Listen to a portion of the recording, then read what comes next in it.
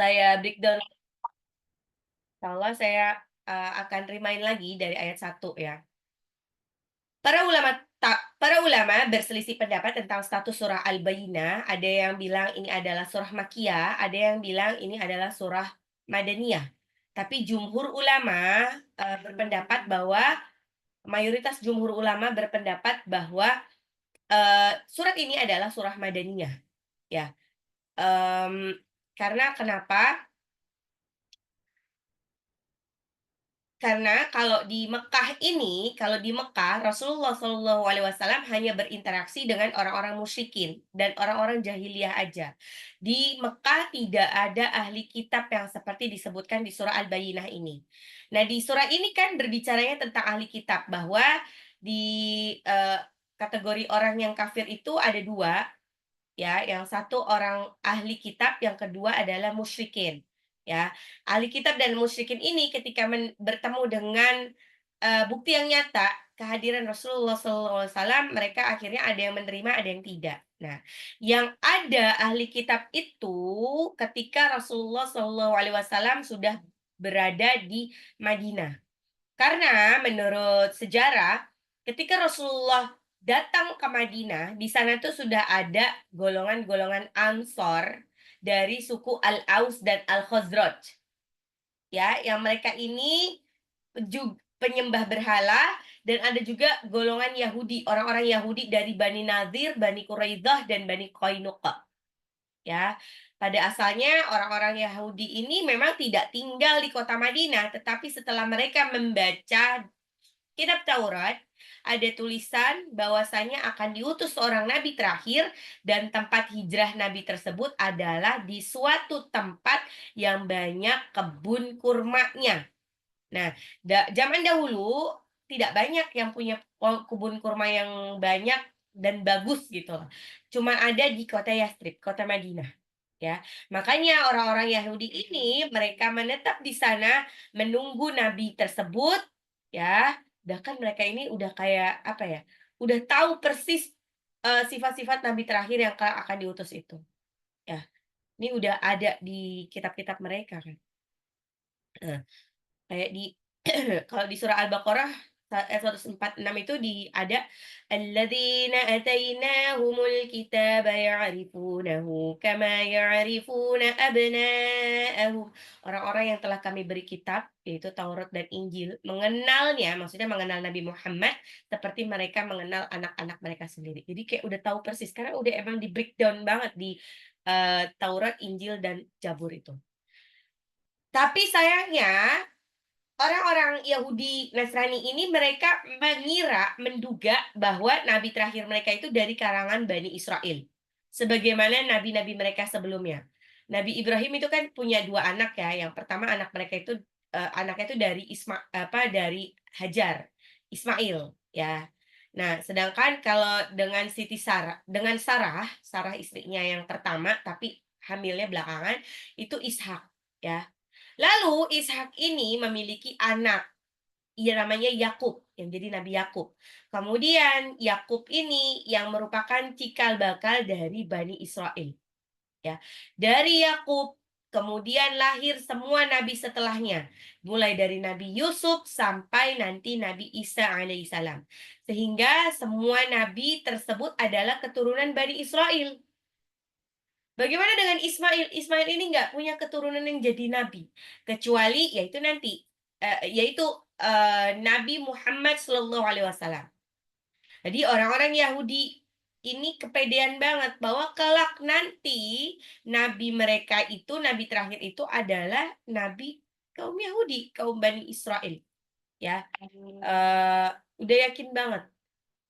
Tetapi ternyata nabi tersebut lahir dari bangsa Arab.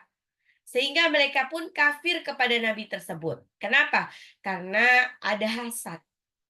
Ada hasad kenapa? Karena nabi tersebut bukan dari Bani Israel. Mereka ini pengennya itu nabinya ya dari Bani Israel. Ya, karena dianggap rasnya itu paling oke dibandingkan ras-ras lainnya. ya. Makanya mereka memilih untuk eee, tidak beriman kepada Rasulullah. Karena kalau dilihat dari garis keturunannya pun, ya mereka masih rasis banget ya. Keturunan Nabi Ibrahim dari garis Sarah itu orangnya putih-putih. Apalagi nanti Ishak itu punya anak Yakub itu putih, putih cakep kayak, kira-kira gabungannya itu kayak Eropa sama Eropa ke gimana ya, Eropa ke Arab-Araban. Ini bener-bener putih, cakep kayak orang-orang Israel sekarang, kayak orang-orang Palestina sekarang, cakep. Kalau diperhatikan orang Arab yang tinggal-tinggal di Arab Saudi itu mukanya tuh nggak putih banget loh. Mereka itu sebetulnya mukanya nggak putih ya, orang Arab itu mukanya lebih ke aslinya kayak sawo matang, cuman ya mukanya Arab. Karena kenapa? Karena itu keturunan dari Hajar. Hajar itu, dia tuh anak raja yang ditawan pada waktu perang ya, anak raja tapi raja mana? Raja Habasyah. Jadi kalau Habasyah itu kan ada di, eee, Afrika, sekitar Afrika Selatan lah ya. Afrika Selatan kan emang ada yang putih juga ya, tapi yang putihnya juga nggak putih banget. Ya kalau yang putih banget pasti dia, blasteran. Jadi, mungkin itu juga yang membuat mereka merasa ras dari Bani Israil itu lebih keren, lebih unggul dibanding ras Arab. Ya, sebenarnya dari dulu tuh udah musuh bebuyutan aslinya, ya. Terus makanya akhirnya banyak, eee, u jumhur ulama memasukkan surat Al-Bayyinah ini ke golongan Madaniyah, ya. Kenapa? Karena ya Rasulullah cuman bertemu dengan ahli kitab waktu di Madinah. Ya. Surat Al-Bayyinah memiliki beberapa nama selain Al-Bayyinah, ya.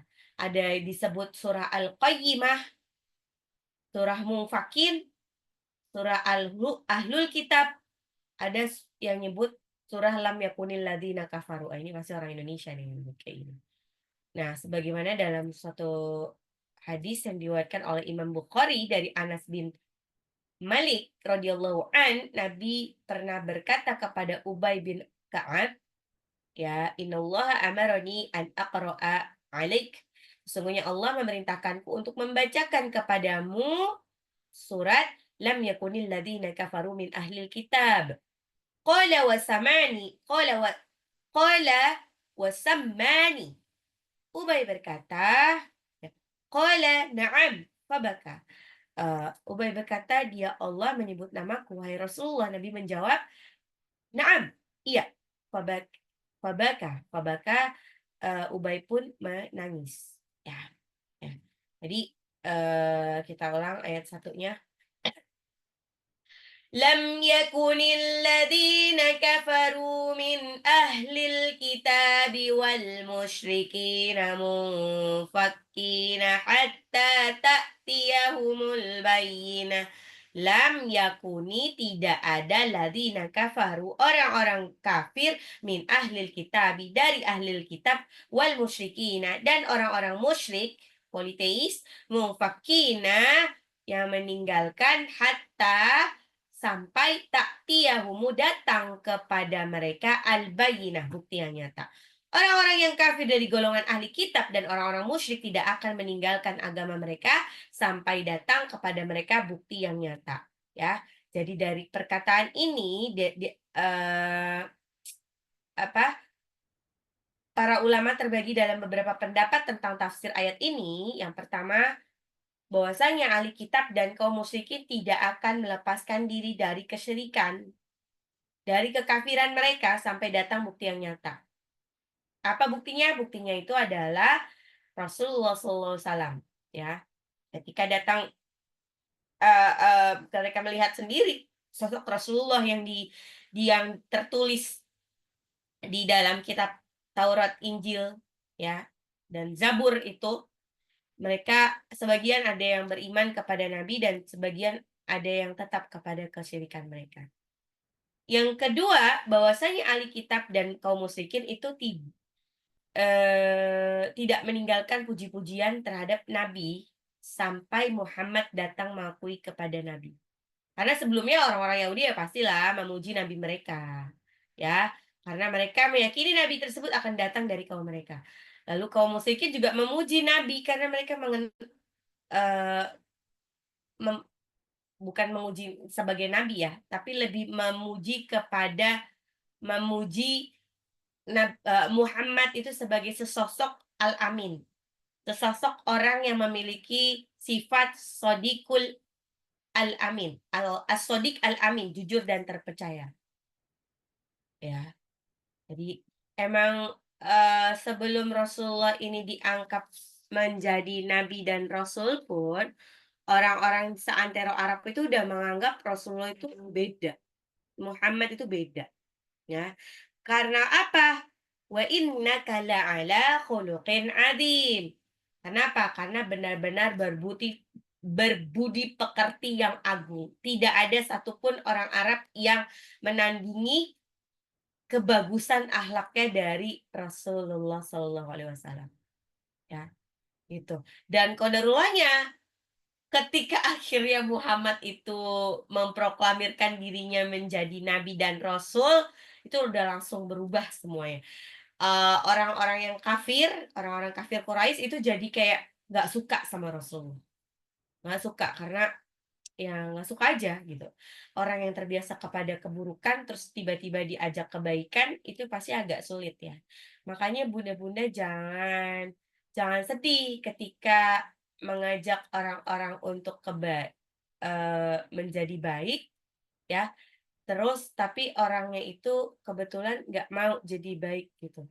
Ya udah berarti, eee, kita kan cuma disuruh menyampaikan, tapi tidak suruh mengubah, oke. Kalau ayat 2-nya, eee, al-bayyinah, bukti yang jelas, ya. Bukti yang jelas tersebut adalah Nabi Muhammad SAW, ditambah beliau merupakan utusan Allah dan beliau juga mendatangkan lembaran-lembaran yang disucikan, yaitu Al-Qur'an. Berdasarkan ayat ini nih, di ayat 2 ini, Rasulun minallahi yatlu suhufan mutahharah, Rasulun minallahi, seorang rasul dari Allah, suhufan mutahharah, yang membacakan lembaran-lembaran kitab yang disucikan, ya. Lembaran-lembaran kitab yang disucikan itu adalah Al-Qur'an. Karena kenapa? Tidak mungkin ada kebatilan di dalamnya. Fi kitabim maknun, yang dikutuk Allah akan selalu terpelihara. La yamassuhu illal mutahharun. Tidak pernah disentuh, tidak boleh disentuh oleh orang selain yang orang-orang yang suci. Ya, kalau di Fusilat itu disebutkan pula dijemrengin, la ya'tihil batilu min baini yadayhi wala min khalfih, tanzilum min hakimin hamid. Tidak akan didatangi oleh kebatilan, baik dari depan maupun dari belakang, ya maksudnya dari masa lalu dan dari yang akan datang. Ini maksudnya bersifat universal nih Al-Quran. Yang diturunkan dari Tuhan yang maha bijaksana dan maha terpuji. Di ayat lain disebutkan, Inna nahnu nazzalna dzikra wa inna lahu lahafidhun. Sesungguhnya kamilah yang menurunkan Al-Quran dan pasti kami pula yang memeliharanya. Itu Al-Hijr ayat 9. Di banyak banget ayat-ayat Allah yang menunjukkan bahwa Al-Quran ini terpelihara, unggul. Bahkan unggul dari kitab-kitab sebelumnya. Inna anzalna at-taurata fiha hudan wa nur yahkumu biha an-nabiyyuna alladhina aslamu lilladhina hadu war-rabbaniyuna wal ahbaru bima istuhfidhu min kitabillahi wa kanu alaihi syuhada. Jadi katanya Ya, sesungguhnya pakai lain aja, nggak usah Aqua ada suara apa? jadinya. Oke. Sesungguhnya kami yang menurunkan Taurat di dalamnya ada petunjuk dan cahaya yang dengan kitab itu para nabi yang berserah kepada Allah memberikan putusan atas perkara orang Yahudi. Demikian juga para ulama dan pendeta-pendeta mereka, sebab mereka diperintahkan memelihara kitab-kitab Allah dan mereka menjadi saksi terhadapnya. Nah, jadi di dalam Taurat itu sudah ada apa eh introduction tentang Al-Quran, dan intinya nanti kamu kalau sudah ada Al-Quran harus harus, eee, mengimani Al-Qur'an, ya, harus mengimani Al-Qur'an, ya. Oke. Rasulun minallahi yatlu suhufan mutahharah. Rasulun minallahi, rasul, utusan Allah, ya, yatlu yang membaca, suhufan mutahharah, lembaran-lembaran yang disucikan. Ya, berikutnya di ayat 3, fiha kutubun qayyimah, fiha di dalamnya, fiha itu sama-sama di dalamnya, kutubun kitab-kitab, ya, qayyimah yang lurus, terdapat kitab-kitab yang lurus. Jadi di dalam eh, Al-Quran ini udah pasti kitabnya itu lurus, hukum-hukumnya itu isinya benar. Bahkan disebutkan di surah Al-Kahfi, Alhamdulillahilladzi anzala ala abdihil kitaba wa lam yaj'al lahu iwaja. Segala puji bagi Allah yang telah menurunkan Al-Quran kepada hambanya sehingga tidak menjadikannya bengkok. Jadi semua orang yang ikut pada Al-Quran, berpedoman kepada Al-Quran plus hadis, insya Allah dia tidak akan tersesat. Kenapa perlu hadis? Karena hadis ini adalah semacam penjelasan dari Al-Quran. Di Al-Quran tuh garis besarnya, kalau kita nyebutnya blueprintnya. Nah, sedangkan eh, hadis itu adalah penjabarannya. Kenapa? Karena hadis itu adalah perkataan, perbuatannya Rasulullah. Jadi kadang-kadang Rasulullah tidak berbuat tapi cuman mendiamkan saja, tidak melarang atau tidak menganjurkan, itu juga hadis. Nah, jadi makanya ada narasinya itu aku lihat Rasulullah begini. Kayak ketika Rasulullah itu sebenarnya mau bilang kalau tarawih itu nggak harus di masjid gitu kan. Jadi pada hari kesekian Rasulullah itu tidak datang ke masjid. Orang-orang di masjid itu udah nungguin, padahal itu bulan Ramadan. Kok Rasulullah nggak datang-datang ya? Karena nggak datang-datang, akhirnya Abu Bakar inisiatif untuk mengimami. Besoknya ditanya, Rasulullah kenapa kemarin nggak datang? Eh, Akhirnya kita sholat sendiri gitu kan. Maksudnya diimamin sama yang lain gitu. Rasulullah cuma tersenyum. Dia bilang memang waktu itu Rasulullah emang lagi nggak enak badan. Jadi sebenarnya nggak apa-apa, nggak wajib di masjid. Apalagi perempuan. Kalau perempuan itu sebetulnya adalah tempat terbaik bagi perempuan adalah kamarnya. Ya Allah alam bisawab, kalau misalkan di masjid pun, tapi tidak ada larangan untuk pergi ke masjid. Sebetulnya gini sih, kenapa perempuan itu lebih baik di kamarnya? Karena pertama adalah eh, pertama adalah biar orang-orang tuh nggak ngeciriin gitu. Kalau kita tiap sholat wajib itu di masjid, nanti orang akan ngeciriin kalau misalkan kita nggak di masjid berarti lagi mens nih, gitu. Ya, ya kalau sesama solehah sih nggak apa-apa, sesama awal. Tapi kalau ada ikhwan yang tahu kan jadi kayak fitnah aja. Nggak ini. Itu sih ada kelebihan. Oke, berikutnya di ayat 4. eh وما تفرق الذين أوتوا الكتاب إلا من بعد ما جاءتهم البينة. Dan tidaklah terpecah belah orang-orang ahli kitab melainkan setelah datang kepada mereka bukti yang nyata. Ya, jadi sebelum datangnya Nabi Muhammad SAW, semua Yahudi ini bersepakat untuk nanti kalau Nabi terakhir datang, yuk kita sama-sama beriman kepadanya. Tapi pas akhirnya beneran ada itu Rasulullah SAW, persis seperti yang ditulis di dalam Taurat dan Injil, ya, al-bayyinah, clear evidence, bukti yang nyata, ya, mereka pun akhirnya terpecah jadi dua. Ada yang oke, mereka tetap beriman kepada Nabi, ada yang mereka tetap pada kepercayaan sebelumnya, mereka tetap kafir kepada Nabi. Allah mengatakan bahwa demikianlah kebiasaan orang-orang yang terdahulu. Sejak datang Taurat mereka sudah terpecah, ya. Sehingga Allah mengatakan, ولا تكونوا كالذين تفرقوا واختلفوا من بعد ما جاءهم البينات وأولئك لهم عذاب عظيم. Dan janganlah kamu menjadi seperti orang yang bercerai-berai dan berselisih setelah sampai kepada mereka keterangan yang jelas. Dan mereka itulah orang-orang yang mendapat azab yang berat. Nah, jadi udah kebiasaan orang Yahudi zaman dulu emang kayak gitu. Orang Yahudi zaman dulu tuh kayak gitu. Dia dia di dalam tubuh Yahudi pun terpecah belah dan dia nggak suka agama lain itu rukun. Dia pula yang memecah belah agama lain. Dia pula yang memecah belah agama Kristen, apalagi Islam.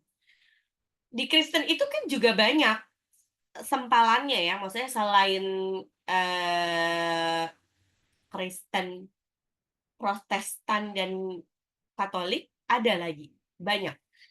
Termasuk ada ada Kristen namanya Saksi Yehova. Saksi Yehova apalagi kalau bukan sempalannya Taurat kan, kesempalannya Yahudi kan. Mereka Yahudi itu kan menyebut Allahnya itu Yehova. Kayak gitu. Terus ada lagi yang Kristen apa ya? Oh, saya lupa deh. Yang mirip juga kayak Saksi Yehova.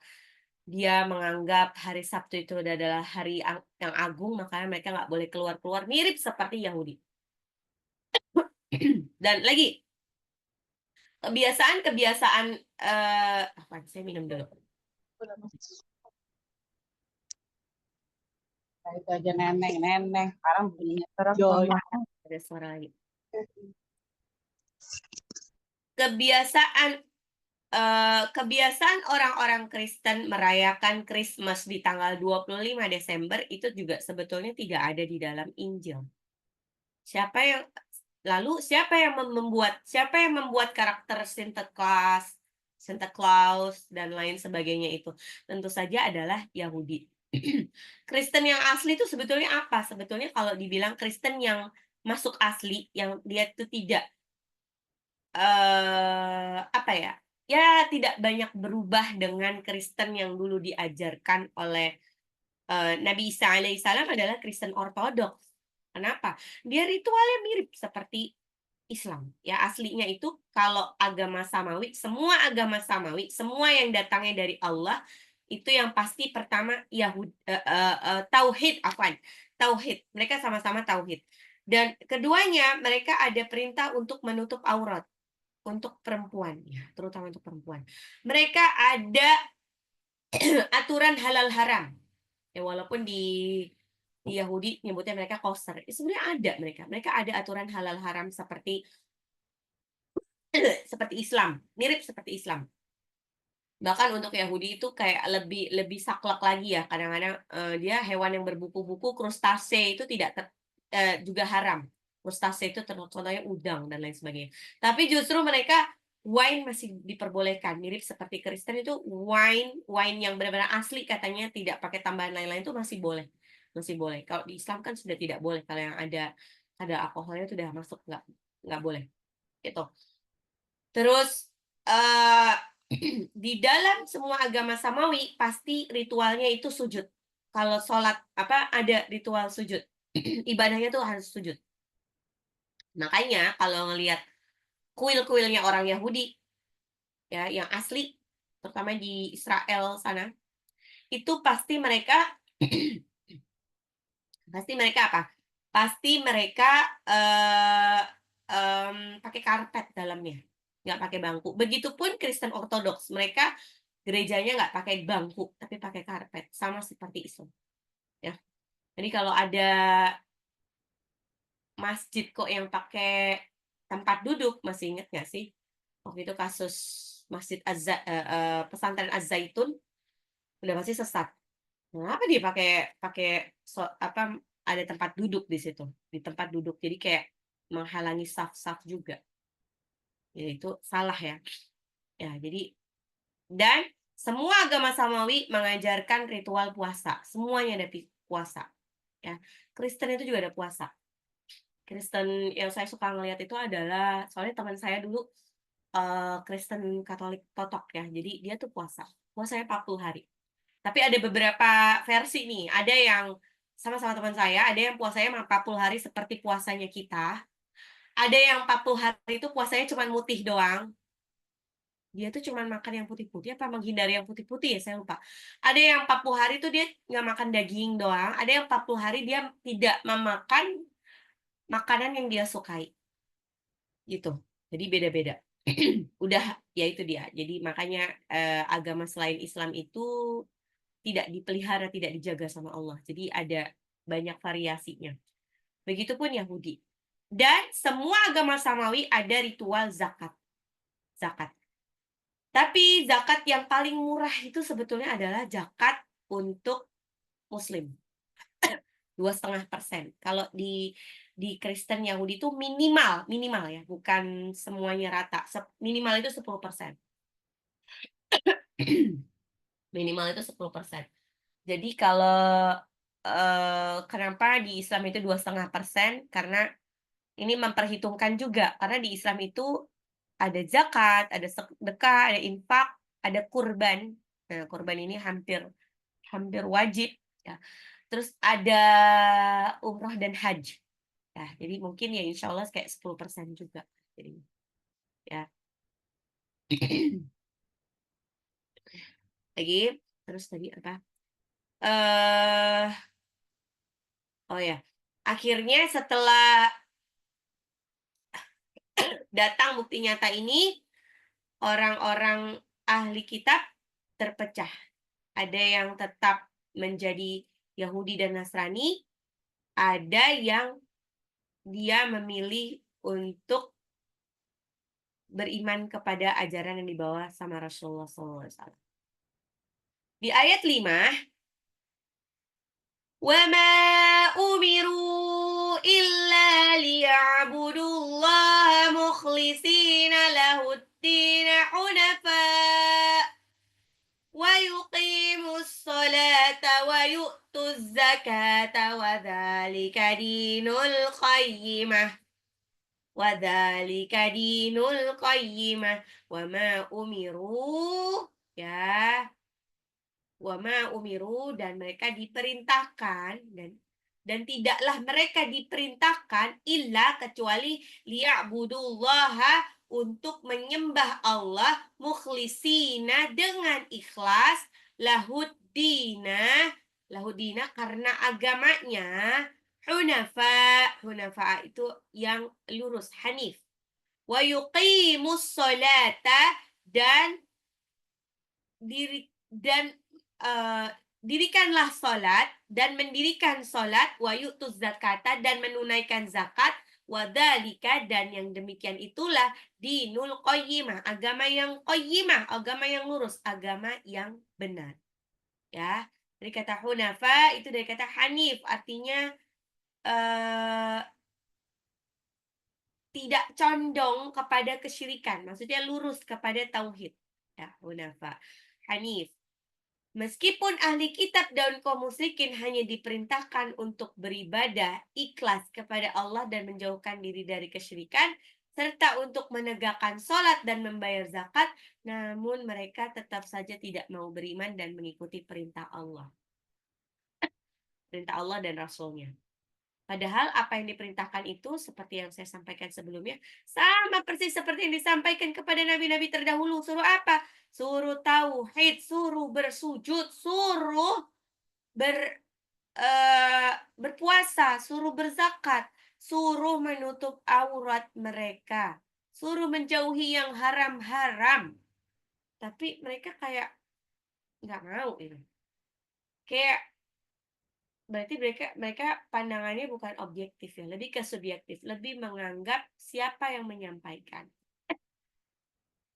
Ya, padahal semua nabi sejak dahulu memerintahkan umatnya untuk bertauhid, untuk menjauhi kesyirikan. Tapi mereka ya tetap aja nggak mau ngikutin agama yang merupakan penyempurna dari agama terdahulu. Ayat 6. Oke. Innal ladzina kafaru min ahlil kitabi wal musyrikina fi nari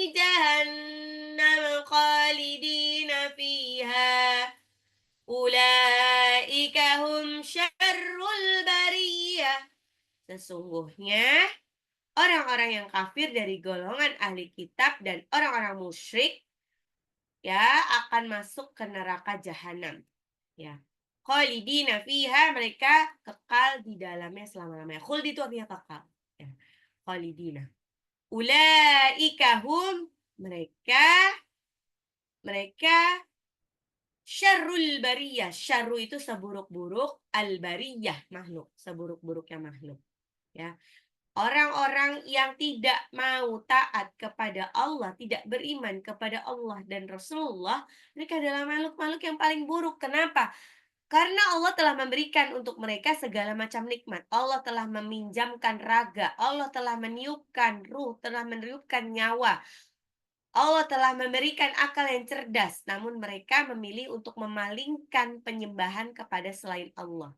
Bahkan sebagian dari mereka justru menyembah makhluk yang lebih buruk dari mereka. Seperti apa? Syaitan, jin, patung, ya, sapi, dan lain sebagainya.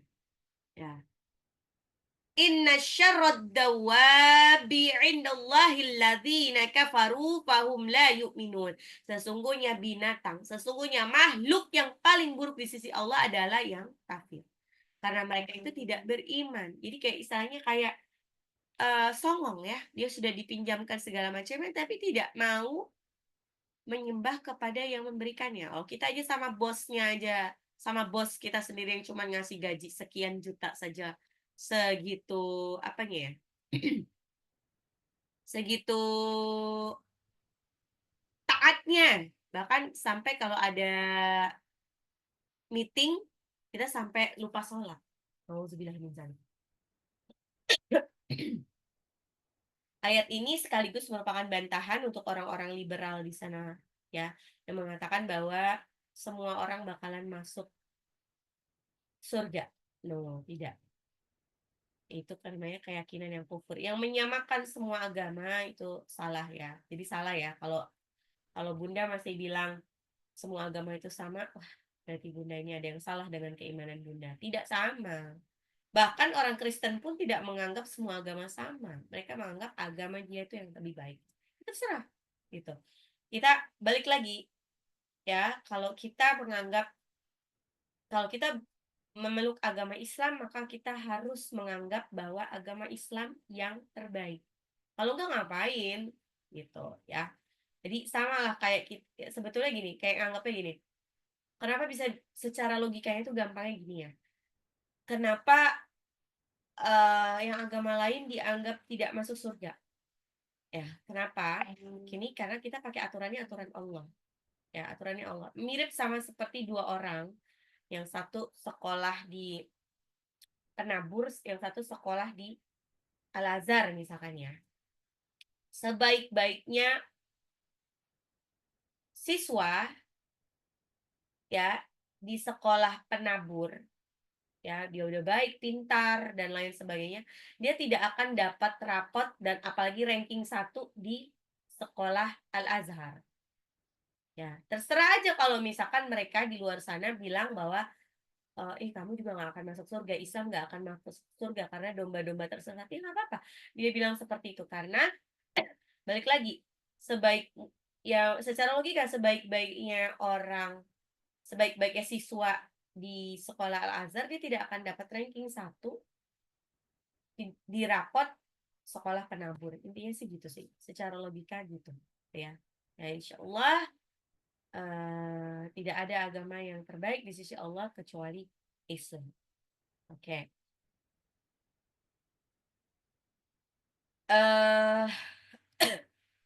Berikutnya ayat 7. Innalladzina amanu wa 'amilus shalihati ulaika hum khairul bariyah. Innalladzina amanu, sesungguhnya orang-orang yang beriman, wa 'amilus shalihati, dan beramal saleh, ulaika hum, mereka adalah khairul bariyah, sebaik-baiknya makhluk. Mereka adalah sebaik-baiknya makhluk.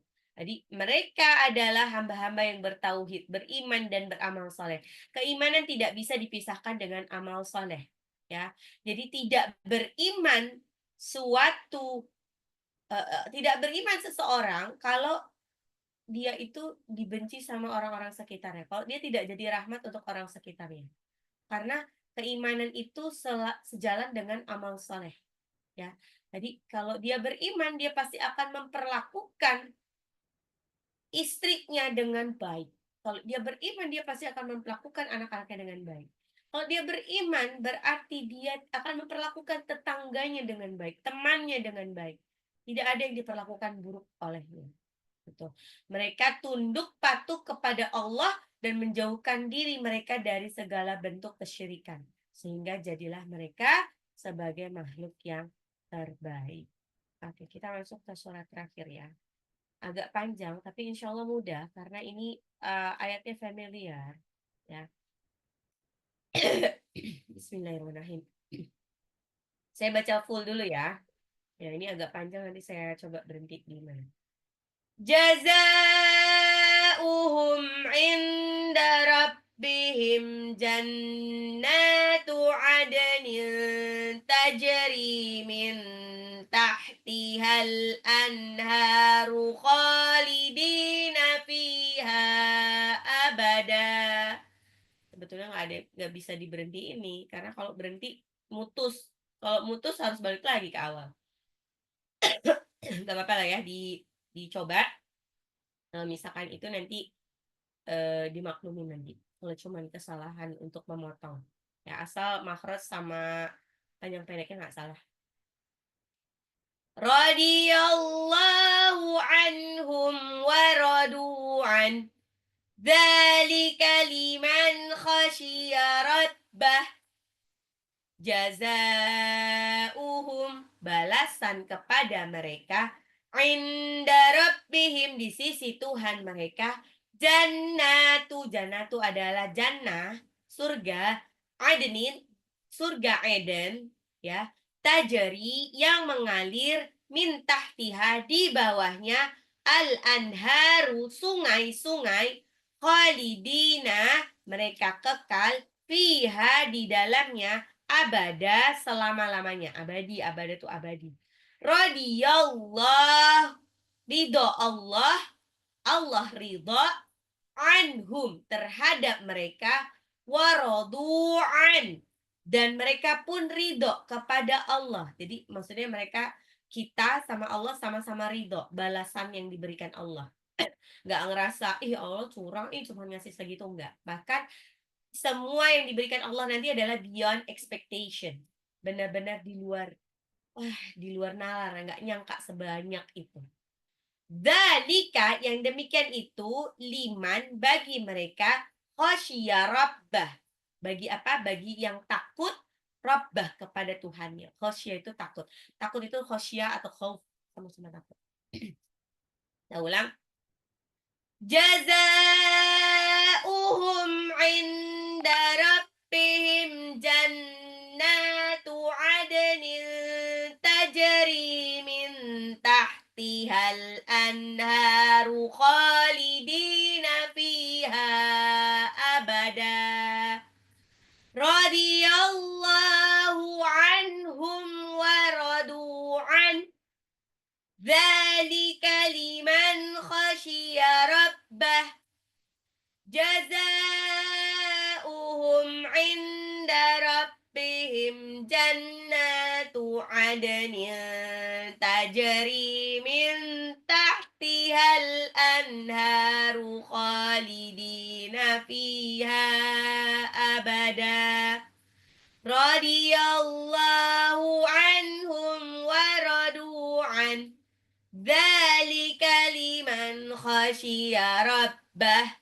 Balasan mereka di sisi Tuhan mereka ialah surga Eden yang mengalir di bawahnya sungai-sungai. Mereka kekal di dalamnya selama-lamanya. Allah ridho terhadap mereka dan mereka pun ridho kepadanya. Yang demikian itu adalah balasan bagi orang yang takut. Ya, jadi nanti ketika kita di akhirat nanti, kita akan dapat balasan.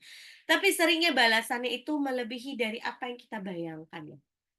Kalau kebaikan balasannya itu lebih dari yang kita bayangkan. Kalau keburukan, Allah itu Maha Pemaaf ya, Allah tuh berusaha ngurang-ngurangi. Jadi kalau dosanya banyak, ada titik keimanan di hati kita, Allah itu berusaha untuk ampuni, kayak berusaha hapus loh. Allah ridho dengan mereka karena ketaatan mereka kepada Allah. Dan mereka juga ridho itu puas ya, dengan karunia dan kenikmatan yang Allah berikan kepada mereka di surga yang abadi. Hal ini karena mereka tatkala di dunia emang takut kepada Allah. Pokoknya orang yang takut kepada Allah, ya, wa amma man khafa maqama rabbih wa nahan nafsa 'anil hawa fa innal jannata hiyal ma'wa. Maka tempat tinggalnya adalah surga. Ya.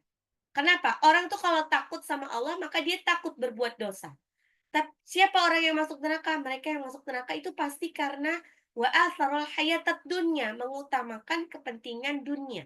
Semua maksiat-maksiat itu karena mengutamakan kepentingan dunia.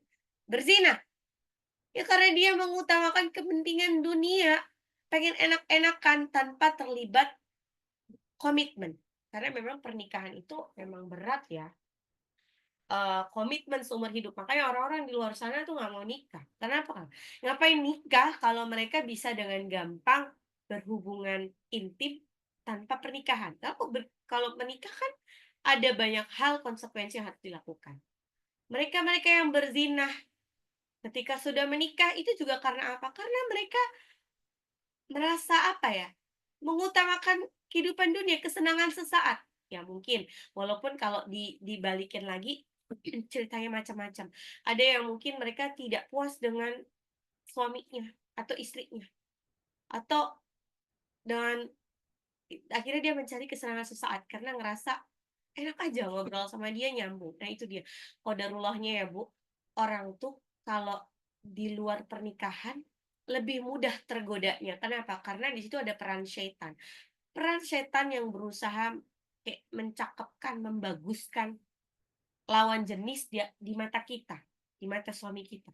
Makanya qadarullah orang-orang yang, selingkuh itu dapatnya bukan sama orang yang lebih baik, sama orang yang lebih buruk, ya kebanyakan.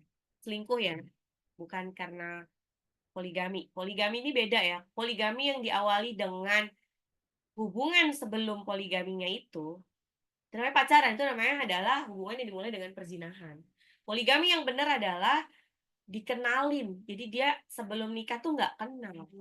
Dikenalin, ta'aruf, langsung nikah, gitu. Nah, itu makanya poligami yang benar itu jarang dilakukan. Memang bisa itu hanya makomnya hanya makam, eee, istri-istri ulama yang luar biasa lah. Itu pun banyak yang tidak kuat gitu kan. Jadi susah lah kalau poligami. Ya. Gara-gara wa atharul hayatad dunya, pengen gaya tapi duitnya mepet, maka dia mencuri.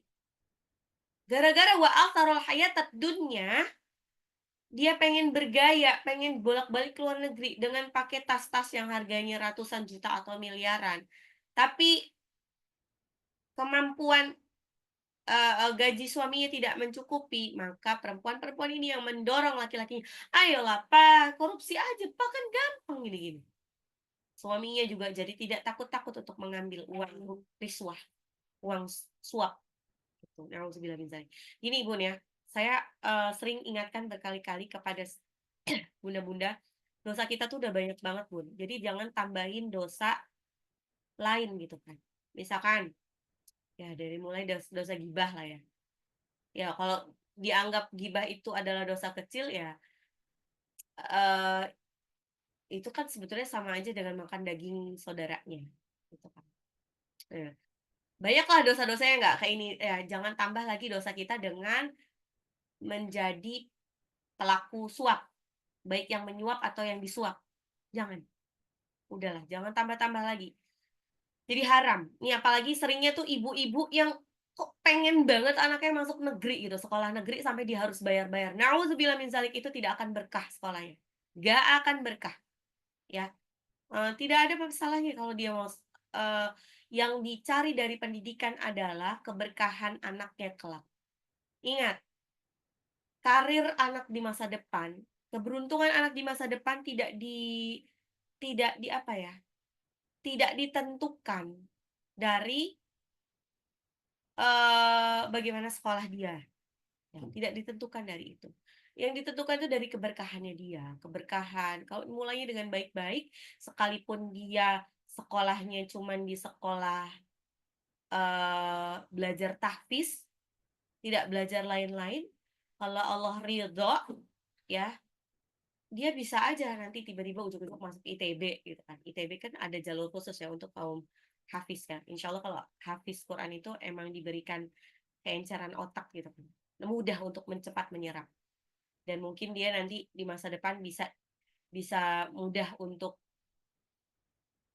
mendapatkan apa bisnis atau apalah gitu kan. Ya. Jadi jangan jangan sekali-sekali tergoda untuk masuk negeri tapi harus bayar. Ya mendingan mendingan sekalian bayar masuk swasta toh, gitu kan. Jadi, ya nanti gini, tapi kan swasta mahal, nanti nggak cuman itu, nanti dia bayar-bayar lagi." Kayak gitu sesuaikan, cari yang lebih murah lagi. Sekolah itu kan kebetulan level-levelan. Jadi pilihlah yang sesuai dengan budget kita, ya. Tapi yang sesuai dengan budget aku negeri gitu, buat apa masuk negeri kalau kalian harus bayar 15 juta. Baik kalau masuk negeri sampai bayar 15 juta berarti sudah di 15 juta atau 20 juta atau bahkan saya dengar ada yang sampai puluhan juta, berarti Anda sebetulnya membayar riswah, suap kepada oknum. Nah, dosa, ya dosa. Insya Allah nggak akan berkah itu dunia akhirat anaknya. Ya, percuma, percuma nanti dia ilmunya, gitu. Kalau yang sudah keterlanjur, istighfar, istighfar Bunda, ya. Insya Allah, nih banyak dengarkan, sedekah yang paling utama itu adalah sedekah untuk pendidikan. Tapi jangan buat sedekahnya, ingat, sedekah di jalur yang buruk itu pun juga tidak akan mendapat pahala, malah mendapatkan dosa. Oke. Tinggal satu doang ya. Kemarin sudah, insya Allah Bunda tidak oleng.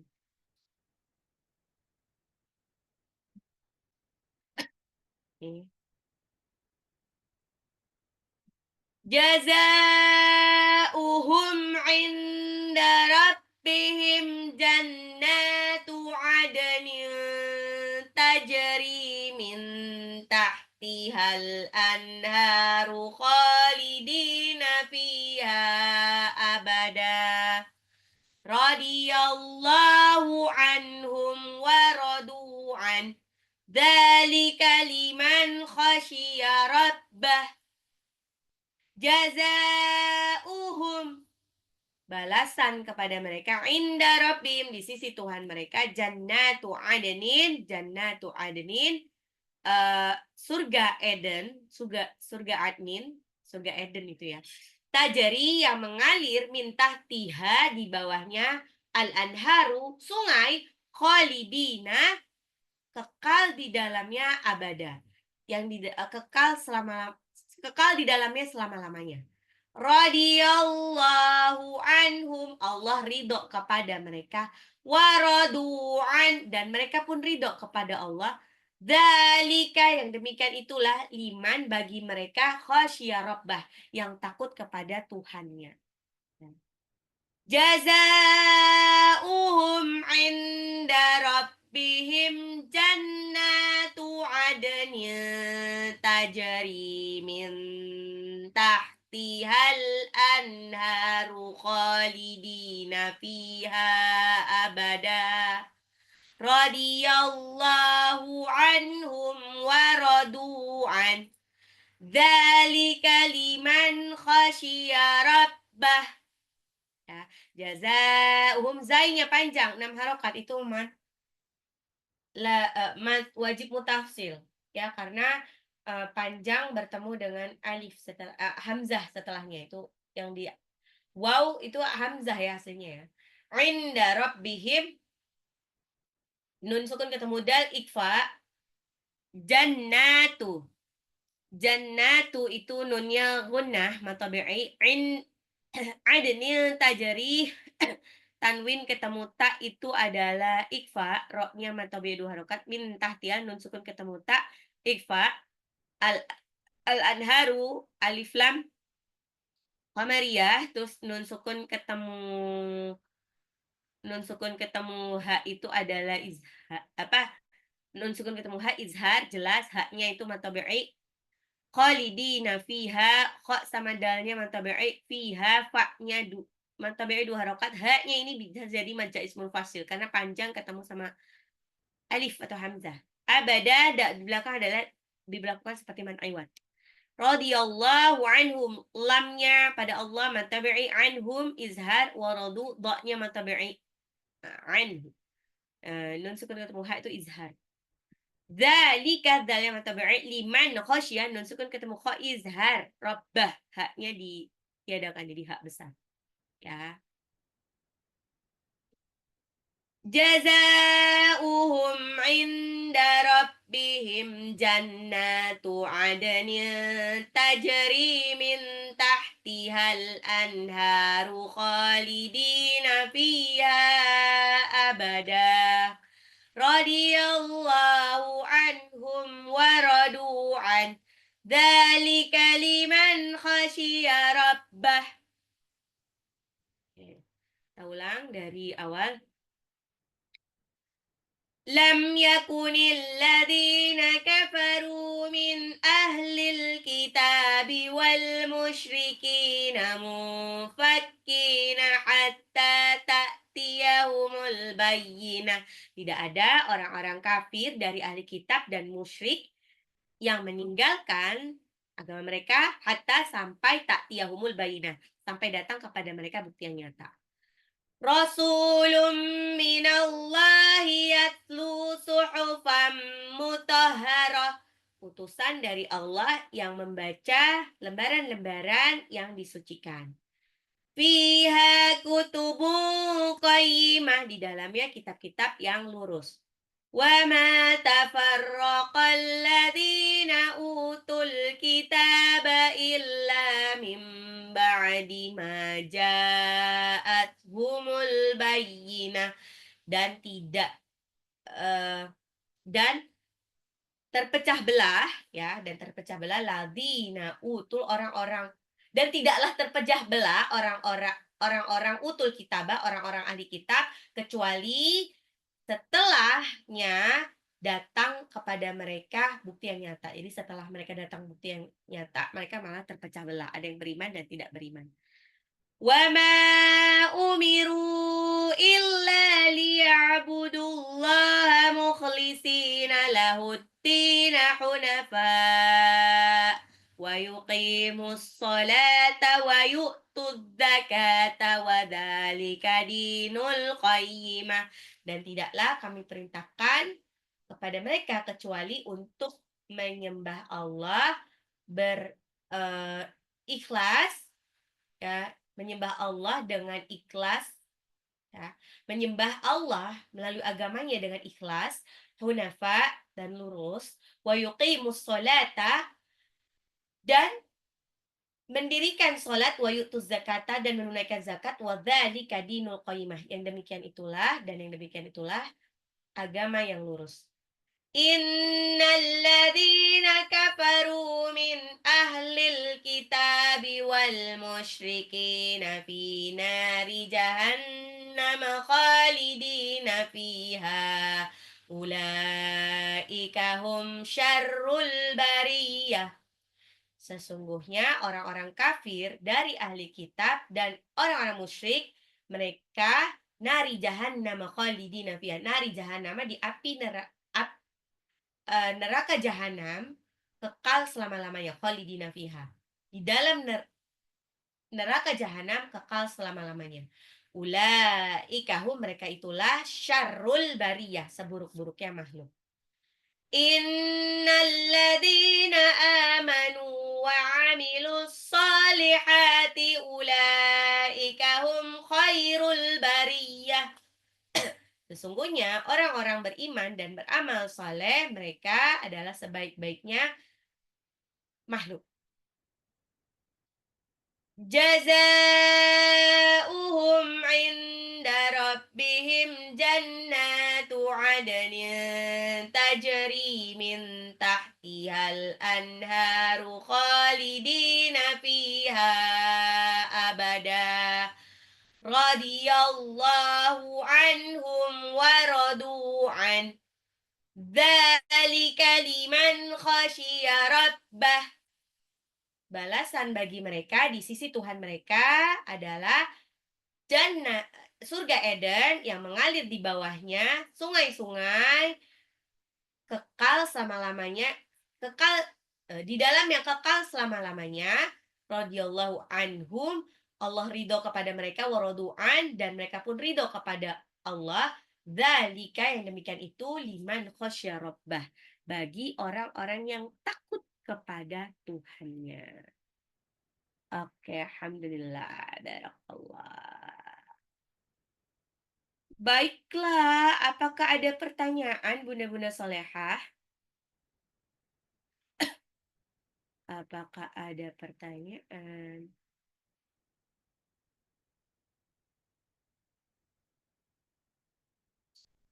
Tidak ada pertanyaan ya? Oke, baiklah. Kalau tidak ada pertanyaan, ini kebetulan adminnya kayaknya mau take off ya. Baiklah, kalau tidak pertanyaan, marilah kita akhiri dengan membaca suratul Fatihah. Suratul Fatihah. Hamdalah, afwan. Kita baca hamdalah, alhamdulillahirabbil alamin, dan doa penutup majlis, subhanakallahumma wa bihamdika, asyhadu an la ilaha illa anta, astaghfiruka wa atubu ilaik. Yang benar datangnya dari Allah, yang salah datangnya dari saya sendiri. Mohon maaf lahir dan batin. Wabillahi taufik wal hidayah. Wassalamualaikum warahmatullahi wabarakatuh. Waalaikumsalam warahmatullahi wabarakatuh. Waalaikumsalam warahmatullahi wabarakatuh. Ustazah. Syukran.